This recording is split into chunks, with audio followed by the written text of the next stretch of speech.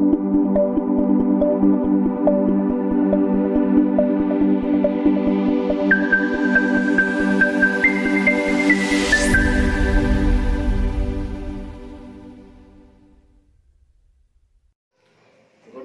सभी को सृजल एकेडमी में सभी का आप लोग एक बार फिर से स्वागत है। तो जैसा आप लोग डिमांड कर रहे थे कि आप लोग कई लोगों का मैसेज आया था कि नई शिक्षा नीति जो 2020 आई है उस पर जो है क्लास लीजिए मैम। तो वही आप लोगों को नई शिक्षा नीति जो 2020 है उस पर ही आज का क्लास आधारित है।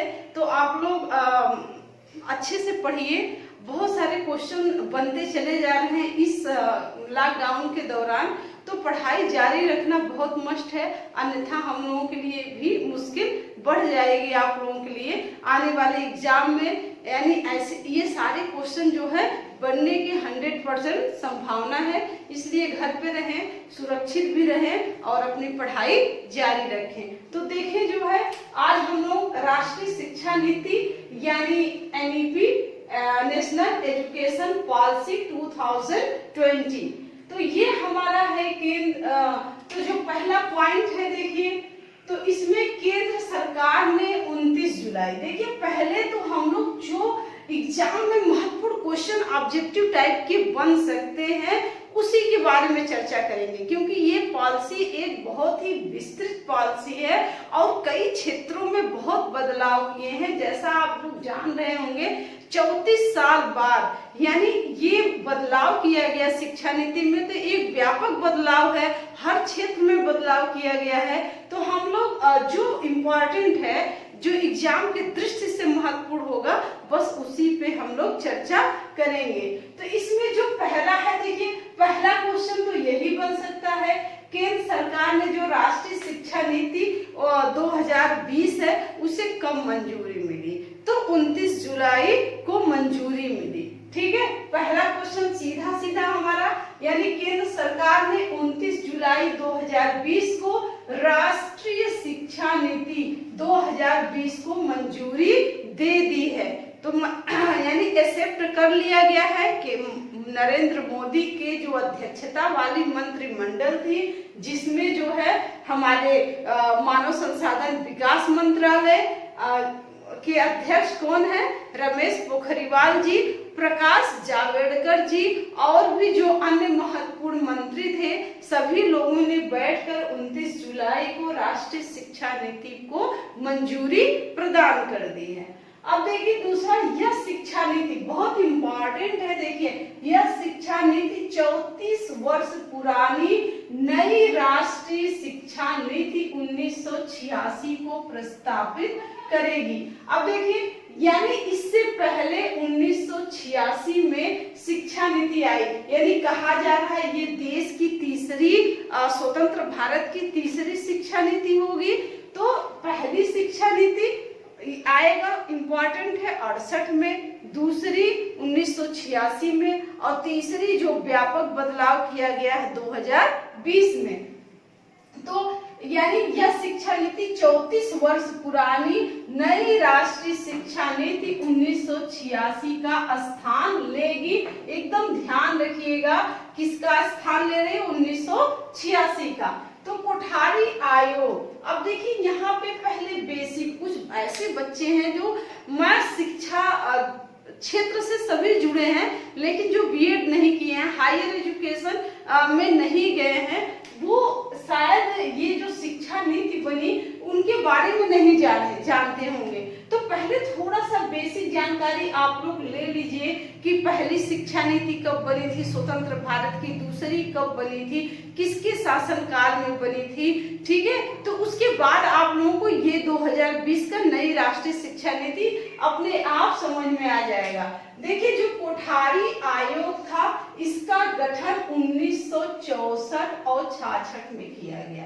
देखिए बहुत सारे शिक्षा नीतियां हमारी आई, लेकिन हम कोठारी आयोग से अगर पढ़ेंगे या स्वतंत्र भारत से भी पढ़ना शुरू करेंगे तो 1948-49 में सर्वपल्ली राधाकृष्णन के अध्यक्षता में राधाकृष्ण आयोग का गठन किया गया था, जो विश्वविद्यालय शिक्षा पे आधारित था। यानी विश्वविद्यालय में व्यापक बदलाव के लिए 1948 से 49 के बीच में सर्वपल्ली राधाकृष्णन आयोग में विश्वविद्यालय आयोग का गठन किया गया था, जिसमें बहुत सारे बदलाव हमारे उच्च शिक्षा में किए गए।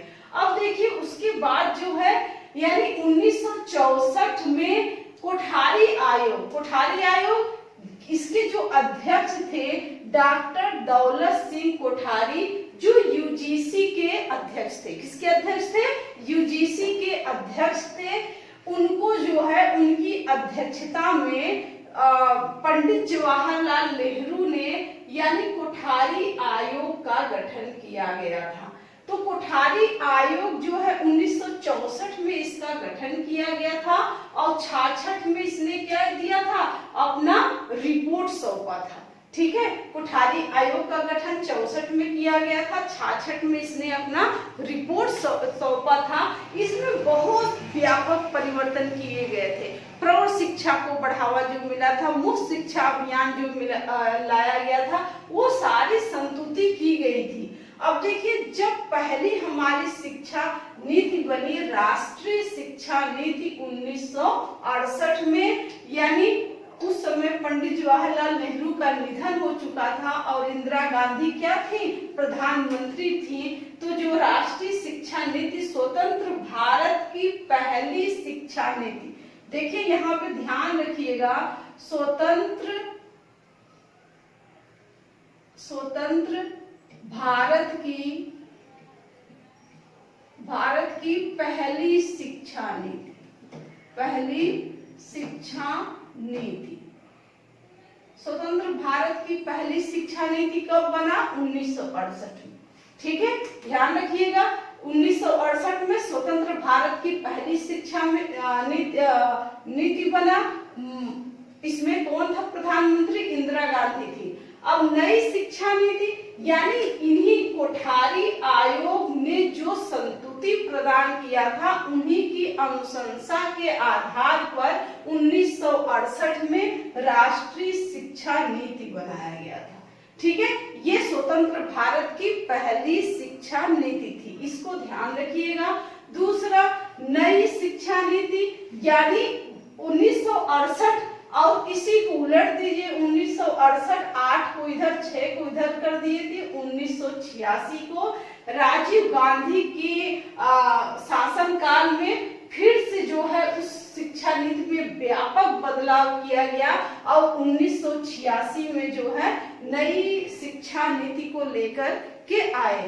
तो नई शिक्षा नीति में यानी इसमें जो कंप्यूटर शिक्षा को राजीव गांधी, चूंकि भारत में जो नवाचार को लाने वाले, कंप्यूटर क्षेत्र में क्रांति लाने वाले हमारे प्रधानमंत्री कहे जाते हैं, तो उन्होंने कंप्यूटर शिक्षा को बहुत अधिक बढ़ावा दिया था 1986 के शिक्षा नीति में। अब 1986 के बाद एक संशोधन और हुआ था, 1992-93 एक समीक्षा समिति बनाई गई थी। यानी 1986 का जो हमारा शिक्षा नीति थी उसी को समीक्षा करने के लिए एक प्रोफेसर यशपाल की अध्यक्षता में एक समीक्षा समिति का गठन किया था। तो ये छोटा मोटा बदलाव इसमें किया गया था 1992-93।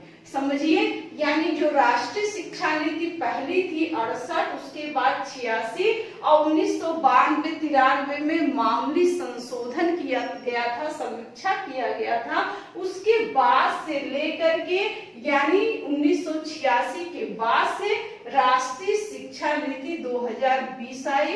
तो कितने सालों बाद आई? तो 34 वर्ष बाद। कितने सालों बाद आई? 34 सालों बाद जो है राष्ट्रीय शिक्षा नीति आई। अब इसमें सबसे जो मोस्ट इम्पॉर्टेंट है कि जो राष्ट्रीय शिक्षा नीति 2020 है, किसकी अध्यक्षता में गठन किया गया था? इस गठन का यानी इस शिक्षा आयोग किसकी अध्यक्षता में गठन किया गया था? एकदम मोस्ट इम्पोर्टेंट है, जितना भी मोस्ट लिखना है आप लोग अपने कॉपी में नोट्स बनाते समय लिख लीजिएगा। Very important question. तो राष्ट्रीय शिक्षा नीति के निर्माण के लिए यानी नई जो राष्ट्रीय शिक्षा नीति 2020 है, नेशनल एजुकेशन 2020 है, उसका जो है गठन कब किया गया था? तो 2017 में इसरो के जो प्रमुख थे, किसके प्रमुख थे? इसरो के पूर्व प्रमुख डॉक्टर के कस्तूरी रंगन। एकदम याद रखिएगा, डॉक्टर के कस्तूरी रंगन की अध्यक्षता में एक समिति का गठन किया गया था। यानी जून 2017 में इसरो के प्रमुख अध्यक्ष जो रह चुके, इसरो के पूर्व अध्यक्ष डॉक्टर के कस्तूरी रंगन की अध्यक्षता में यानी एक समिति का गठन किया गया था। इस समिति ने अपनी रिपोर्ट जो है 2019 में प्रस्तुत किया। यानी 2019 में जो भी राष्ट्रीय नीति के लिए उन्होंने मसौदा बनाया था, रिपोर्ट तैयार किया गया था, उसे 2019 में यानी प्रस्तुत किया। और देखिए, राष्ट्रीय शिक्षा नीति यानी 2020 वर्ष 1968 और 86 के बाद भारत की तीसरी, एकदम ध्यान रखिएगा, यानी 2020 राष्ट्रीय शिक्षा नीति 2020, 1968 और 1986 के बाद भारत की तीसरी शिक्षा नीति होगी। यानी स्वतंत्र भारत की पहली शिक्षा नीति 1968 में बनी। 68 में जरा सा परिवर्तन कर दीजिए, 8 को इधर 6 को इधर अगर हम कर देंगे तो 1986 में दूसरी शिक्षा नीति बनी थी और तीसरी शिक्षा नीति 2020 में जो 29 जुलाई को घोषित किया गया।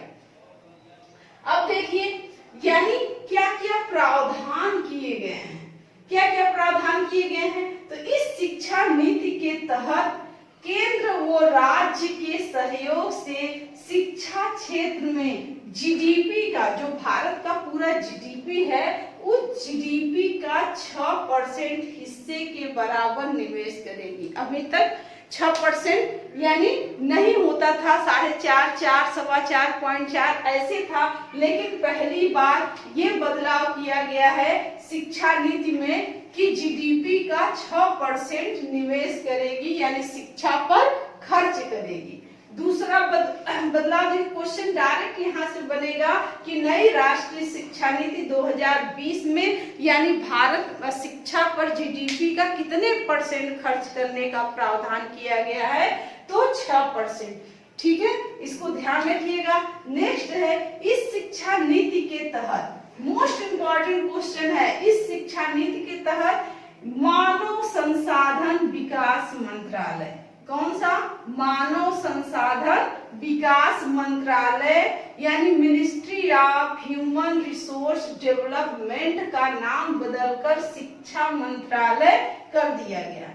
एकदम ध्यान रखिएगा, जो एचआरडी मिनिस्टर यानी एचआरडी मंत्रालय होता था, मानव संसाधन विकास मंत्रालय, यानी इसका नाम बदलकर शिक्षा मंत्रालय रख दिया गया। यानी इससे पहले भी आप लोग यदि पढ़ेंगे तो पहले शिक्षा मंत्रालय ही था, पहले शिक्षा मंत्री ही होते थे, लेकिन 1986 में राजीव गांधी ने इस शिक्षा मंत्री का नाम बदल के मानव संसाधन विकास मंत्रालय कर दिया था और पुनः फिर उसी को बदल करके 2020 में यानी पुनः शिक्षा मंत्रालय एजुकेशन मिनिस्ट्री कर दिया गया है। ध्यान रखिएगा, जिसके फलस्वरूप अब रमेश पोखरियाल निशंक जो हमारे मानव संसाधन विकास मंत्री हैं, अब वो क्या कहलाएंगे? शिक्षा मंत्री कहलाएंगे। ठीक, अब नेक्स्ट है, इस शिक्षा नीति में यानी सबसे जो इम्पोर्टेंट बदलाव किया गया है, यानी जो इस शिक्षा नीति में 10+2 जो हमारा शैक्षिक मॉडल था, 10+2 यानी 1986 से जो 68 से चला आ रहा है, 10+2+3 यही हमारा मॉडल होता था। तो 10+2 के शैक्षिक मॉडल के स्थान पर एकदम ध्यान रखिएगा। यानी 10+2 के स्थान पे कौन सा शैक्षिक मॉडल लाया गया है? तो 5+3+3+4, 5+3+4 3+4, यानी एक बार 5, 3, 3 और 4, ये मॉडल हमारा लाया गया है किसके स्थान पे? 10+2 के स्थान पे। तो देख लीजिए कहाँ कहाँ हमारा क्वेश्चन ऑब्जेक्टिव बन रहा है। यानी नई शिक्षा नीति में जो चल रही वर्तमान 10+2 के स्थान पे कौन सा मॉडल आया है? तो 10+2 के स्थान पे 5+3+3+4 आया है। इसको आगे हम लोग समझेंगे। मानव संसाधन विकास मंत्रालय का नाम बदल के शिक्षा मंत्रालय कर दिया गया है। 2020 में जो नई शिक्षा नीति है, ये स्वतंत्र भारत की कौन सी शिक्षा नीति होगी? तो ये तीसरी शिक्षा नीति होगी। इसको ध्यान रखिएगा। नई जो राष्ट्रीय शिक्षा नीति 2020 है, किसकी अध्यक्षता में इसका गठन किया गया था? तो डॉक्टर के कस्तूरी रंगन की अध्यक्षता में 2017 में इसका गठन किया गया था। ठीक है, देखिए जो हम लोगों का 10+2 के स्थान पे 5+3+3+4 का फॉर्मेट आ गया है। अब इसको हम लोग समझते हैं। यानी 5 जो है ये जो 5 साल दिया है +5, यानी 3 से 8 वर्ष तक के बच्चों के लिए ये 5 वर्ष होगा। तो पहले जो 3 वर्ष तक के बच्चे होंगे, यानी पहले 3 वर्ष के बच्चे, ये प्री प्राइमरी या आंगनवाड़ी कह लीजिए, ऐसा उनका व्यवस्था होगा। यानी पहले 3 वर्ष तो प्री प्राइमरी एजुकेशन लेंगे, या उनको जैसे आप पीजी, नर्सरी, एलकेजी कह सकते हैं, वो शिक्षा ग्रहण करेंगे। उसके बाद अगले 2 वर्ष, यानी अगले 2 वर्ष में कक्षा 1 और 2 में पढ़ेंगे। तो ध्यान रखिएगा, यानी जो +5 है उसमें 5 साल का फार्मूला क्या है? यानी 5 साल में बच्चे जो है पहले 3 वर्ष तो प्री प्राइमरी एजुकेशन लेंगे, उसके बाद जो 2 वर्ष बचेगा अगले 2 वर्ष में कक्षा 1 और 2 में पढ़ेंगे। तो ये हमारा 5 साल पूरा हुआ। यानी इसे हम प्राइमरी स्टेज या प्री स्कूलिंग शिक्षा कह सकते हैं। अब देखिए जो +3 है, 3 साल का अगला जो नेक्स्ट टारगेट दिया है उसमें क्या है? कक्षा 3 से 5 तक की शिक्षा लेंगे। यानी जो अब ये बच्चे देखिए 8 से 11 वर्ष तक के जो बच्चे होंगे वो क्या होंगे? कक्षा 3 से 5 तक की शिक्षा लेंगे। ये +3 हो गया।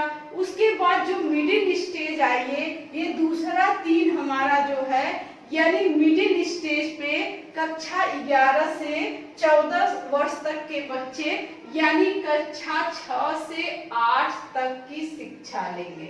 यानी पहले 5 साल में तो उनका प्री एजुकेशन, यानी एक प्री एजुकेशन होगा, 3 साल में वो प्री एजुकेशन लेंगे, फिर बचे 2 साल में 1 और 2 की पढ़ाई करेंगे।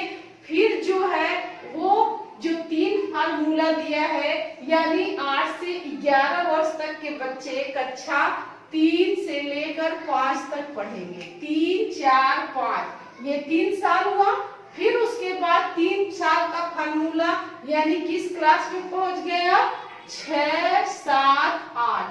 तो कक्षा 6, 7, 8 ये 3 है। यानी ये 5 हमारा प्री एजुकेशन कक्षा 2 तक, फिर जो 3 हमारा है कक्षा 2 से 5 तक, फिर जो 3 हमारा है कक्षा 6, 7, 8, और जो ये 4 है ये क्या है? सेकेंडरी स्टेज है। इसमें यानी 14 से 18 वर्ष तक के बच्चे पढ़ेंगे, यानी कक्षा 9, 10, 11, 12 ये हमारा 4 वर्ष है।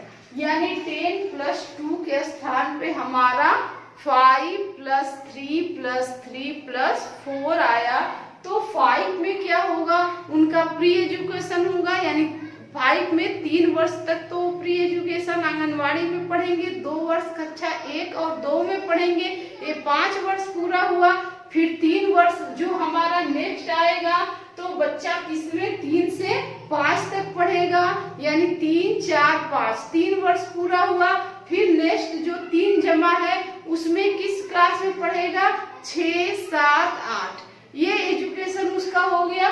फिर जो 4 का फॉर्मेट है, 4 में यानी बच्चा हमारा 9, 10, 11 और 12 इसका पढ़ाई करेगा। ठीक, उसके बाद जो है देखिए इसको मोस्ट इम्पॉर्टेंट में डाल लीजिएगा आप लोग। नेक्स्ट है अनिवार्य शिक्षा का अधिकार अब 3 वर्ष से 18 वर्ष तक हो गया। आपका अभी तक क्या था, यानी जो अनिवार्य एवं निःशुल्क शिक्षा का प्रावधान था वो कितने वर्ष तक था, 6 से 14 वर्ष तक के बच्चों के लिए बनाया गया था।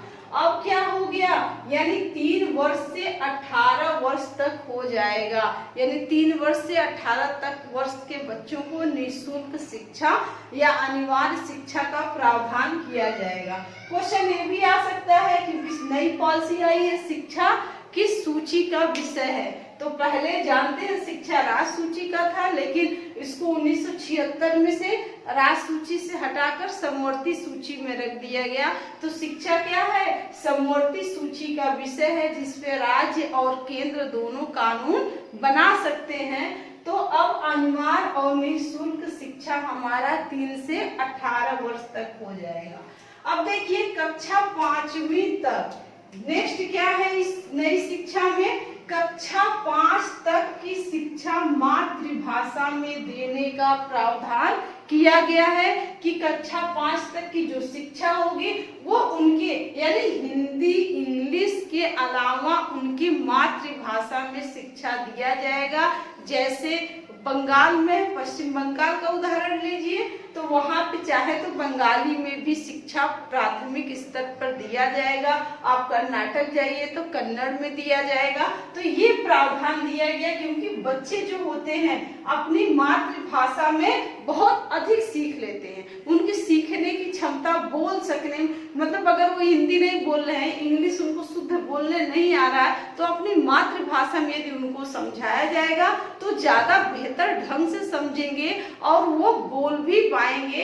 इसलिए मातृभाषा को बढ़ावा देने के लिए ये प्रावधान किया गया। हालांकि हम अगर आप लोग संविधान पढ़ेंगे आगे तो धारा 300 अनुच्छेद 350 में पहले से उल्लेखित है कि यदि टीचर अध्यापक चाहे तो कक्षा 5 तक अपनी मातृभाषा में शिक्षा दे सकता है।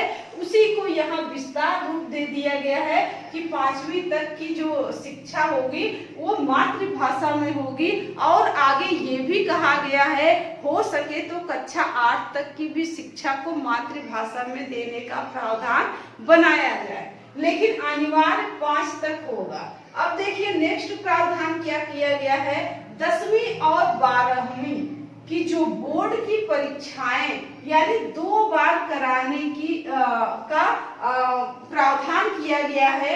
2 बार यानी बहुविकल्पी, वस्तुनिष्ठ एवं व्याख्यात्मक 2 भागों में बांट दिया जाएगा, 2 भागों में आयोजित किया जाएगा।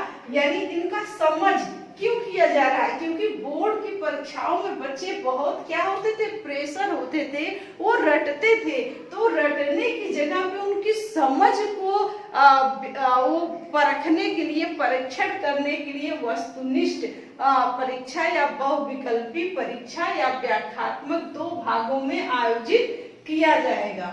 बोर्ड की परीक्षा में जो मुख्य परीक्षा है, मुख्य जो प्रावधान किया गया है वो ज्ञान के परीक्षण पे होगा, यानी बच्चा कितना ज्ञान अर्जित किया गया, जिसके लिए बहुत सारे प्रैक्टिकल करवाए जाएंगे कि बच्चा वास्तव में सीखा है कि नहीं सीखा है, जिससे बच्चों में जो रटने की प्रवृत्ति थी वो खत्म हो जाएगी। ठीक है, यानी बच्चा स्वतः से ही उनके अंदर ये जागृति आएगी कि हम यानी उनके ज्ञान का परीक्षण किया जाए, बच्चा कितना सीखा है कितना नहीं सीखा है। रट के जो परीक्षा पास करते थे वो रटने की प्रवृत्ति को यहाँ पे खत्म करने का प्रावधान किया गया है, जिससे बच्चों में जो प्रेशर, दबाव होते थे, सुसाइड जैसी कंडीशन में बच्चे आ जाते थे, उस पर भी रोक लगेगा कहीं न कहीं। अब देखिए कक्षा 6 से ही मुख्य प्रावधान देखिए, कक्षा 6 से ही पाठ्यक्रम में व्यावसायिक शिक्षा को शामिल कर दिया जाएगा। यानी अब बच्चा कक्षा 6 से ही कंप्यूटर का ज्ञान लेना शुरू कर देगा, जिसके लिए उन्हें इंटर्नशिप की भी व्यवस्था की जाएगी, परीक्षण भी कराया जाएगा, प्रशिक्षण भी दिया जाएगा। तो कक्षा 6 से ही व्यावसायिक शिक्षा को यहाँ पे शामिल कर दिया जाएगा, ताकि बच्चा आगे चल के यानी जिस चीज में उसकी रुचि हो वो आगे चल के उसमें पारंगत हो जाए। देखिए आगे हमारा इस शिक्षा नीति में देखिए उच्चतर शिक्षा में भी बहुत अच्छा बदलाव किया गया है, जिसको सारे लोग पसंद कर रहे हैं। यानी यदि इस शिक्षा नीति में जो हमारे उच्चतर स्तर की शिक्षा नीति होंगे उसमें बहुस्तरीय निकासी एवं प्रवेश का सुविधा दिया गया। यानी जब आपकी इच्छा करे कोई ऐसी विकट परिस्थिति आ जाए यानी जिसमें आप आगे नहीं पढ़ पाते तो वहीं से आप रिमूव कर लेंगे, तो भी आपको 1 वर्ष के बाद यदि आप अपने आप को रिमूव करते हैं तो भी आपको यहाँ सर्टिफिकेट डिग्री देने का प्रावधान किया गया है। तो देखिए इस शिक्षा नीति में स्नातक पाठ्यक्रम में महत्वपूर्ण सुधार किया गया है। इसके तहत क्या प्रावधान किया गया है, 3 या 4 वर्ष तक के रचनात्मक कार्यक्रम में छात्र कई स्तरों के पाठ्यक्रम को छोड़ सकेंगे या दूसरा पाठ्यक्रम ले लेंगे, तो उन्हीं के अनुरूप उनको डिग्री दिया जाएगा। यानी ये बहुस्तरीय प्रवेश या एग्जिट का जो फार्मूला है उसको दिया गया है।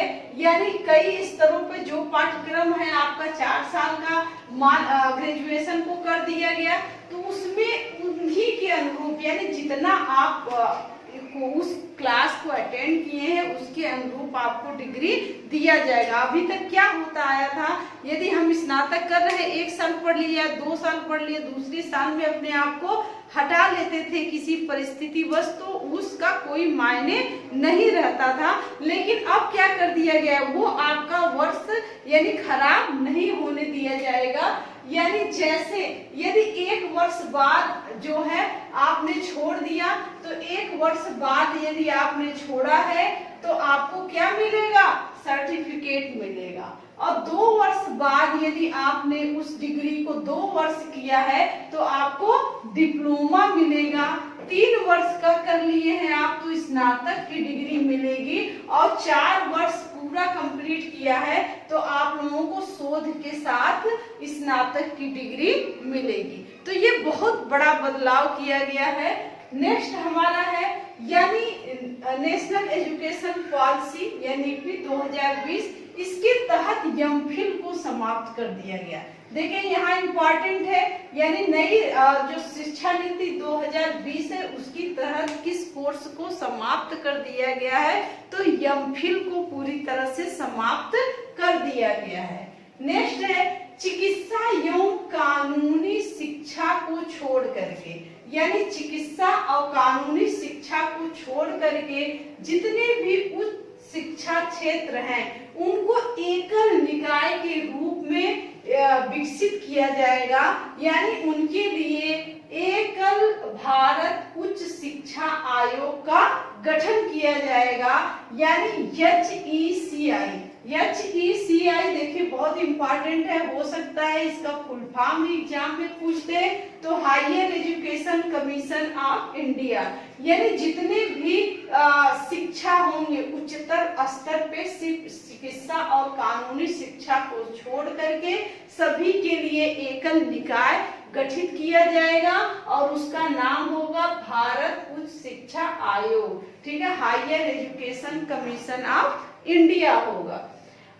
देश में जैसे IIT और IIM के समकक्ष वैश्विक मानकों के बहुविषयक शिक्षा एवं अनुसंधान विश्वविद्यालय की स्थापना की जाएगी। यानी सभी को ऐसा एक मानक दिया जाएगा कि सारे जो हमारे विश्वविद्यालय है उसी मानक के अनुसार एक के तहत हो जाए। नेक्स्ट है जो बीएड, अब देखिए बीएड के लिए एक पॉइंट यहाँ पे, जो बीएड करना चाहते हैं, जैसे यदि 12वीं के बाद बीएड करते हैं, यानी जो भी बच्चा 12वीं का एजुकेशन लिया उसको वो निर्धारित कर दिया कि मुझे शिक्षक ही बनना है, उसने अपना एम निर्धारित कर दिया गया, तो उनके लिए 12वीं के बाद ही बीएड कोर्स हो जाएगा। तो जो 12वीं के बाद बीएड करना चाहता है तो वो 4 वर्ष का इंटीग्रेटेड बीएड कोर्स होगा। यानी जो बच्चा 12वीं के बाद बीएड करेगा उनका बीएड का कोर्स कितने वर्ष का होगा? 4 साल का होगा। जो स्नातक के बाद करेगा उनका कोर्स बीएड का कितने वर्ष का होगा? 2 वर्ष का होगा। और जो परास्नातक के बाद करेगा या MA के बाद करेगा उनका जो कोर्स होगा बीएड का 1 वर्ष होगा। तो बहुत बड़ा बदलाव है। यानी बीएड के लिए जो बीएड विद्यार्थी करना चाहते हैं, यानी जिनका क्षेत्र जैसे जो भटकते थे कि हम इंटर के बाद क्या करेंगे, इंटर के बाद यानी जिनकी रुचि होगी अध्यापन में वो वहीं से जो है अपना व्यवसाय चुन लेंगे, यानी वो वहीं से डायरेक्ट बीएड का कोर्स शुरू करेंगे। इधर उधर जो भटकते थे, ग्रेजुएशन करते थे या पोस्ट ग्रेजुएशन करते थे, उनका टाइम बच जाएगा और वहीं से 4 वर्ष का वो बीएड कोर्स कर लेंगे। स्नातक के बाद यदि कोई बच्चा करना चाहता है तो उनका 2 वर्ष का होगा और परास्नातक के बाद 1 वर्ष का होगा। अब देखिए नेक्स्ट क्या बदलाव किया गया है। जो हमारा कला है, संगीत है, शिल्प है, खेल है, योग है, ये जो हमारे सामुदायिक सेवा केंद्र थे, ये क्या थे, यानी जो हमारा संगीत था, कला था, इनको सहायक पाठ्यक्रम समझा जाता था, यानी पाठ्यक्रम में सहायक समझा जाता था। अब इन विषयों को पाठ्यक्रम में शामिल किया जाएगा, यानी ये बकायदे पाठ्यक्रम में पढ़ाया जाएगा, ये सहायक पाठ्यक्रम सामग्री नहीं समझा जाएगा। नेक्स्ट है, इस शिक्षा नीति में सभी विश्वविद्यालयों के लिए एक एजुकेशन पॉलिसी के तहत समान नियम लागू होगा। यानी जब भी तक जैसे डीम्ड यूनिवर्सिटी थी और ओपन यूनिवर्सिटी थी, ये सब जो विश्वविद्यालय थे उनके लिए अलग अलग नियम होता था, अलग अलग नियम अपना वो बनाते थे, उनके तहत चलाते थे। अब उन सारी पॉलिसियों को खत्म करके एक एजुकेशन पॉलिसी बनाई जाएगी जिसके तहत सभी जो विश्वविद्यालय हैं एक समान नियम उनके ऊपर लागू किया जाएगा। आने वाले समय में आपका यूजीसी जो है और भी बहुत सारी ऐसी संस्थाएं हैं जिनको समाप्त कर दिया जाएगा। नेक्स्ट है, विदेशी यूनिवर्सिटी को भारत में कैंपस खोलने की पूरी से अनुमति मिल गई है। ठीक है, जिसकी वजह से इसकी आलोचना भी किया जा रहा है कि अब विदेशी कंपनियां विश्वविद्यालय भारत में आएंगे, अपना कैंपस खोलेंगे तो क्या हो जाएगा, यानी निजीकरण का बढ़ावा मिलेगा, शिक्षा भी निजीकरण के दायरे में जा रहा है। तो ये आलोचना और समालोचना करने के लिए बहुत सारे लोग बैठे हैं। तो ये देखिए जितने भी एग्जाम की दृष्टि से महत्वपूर्ण क्वेश्चन बन सकते थे बस उन्हीं को हम लोग पढ़े हैं। बाकी ये शिक्षा नीति बहुत बड़ा है, करीब 600 पेजों का है, तो उसको पूरा पढ़ के भी हम लोग क्या करेंगे, तो जो एग्जामिनेशन की दृष्टि से वो आप लोगों को पढ़ा दिए हैं, शेष आप लोग कमेंट में लिखिएगा। यदि और भी पढ़ना चाहते हैं तो पार्ट 2 लेकर हम आएंगे और भी जो है आप लोगों को जो प्रावधान किए गए हैं उनको पढ़ा देंगे। हाँ, आप लोगों से एक विशेष सूचना भी है कि डेली का जो करंट अफेयर्स यदि आप चाहते हैं तो हमारी टेलीग्राम चैनल को आप लोग डाउनलोड करें, जहां पर daily to daily current affair बच्चों को फ्री ऑफ कास्ट प्रोवाइड किया जा रहा है। और जो है लाइव क्लास यदि आप लोगों को करना है तो सृजल एकेडमी एप्स को डाउनलोड करें, जहां पे डेली आपको लाइव क्लास की सुविधा भी कराया जा रहा है। Thank you.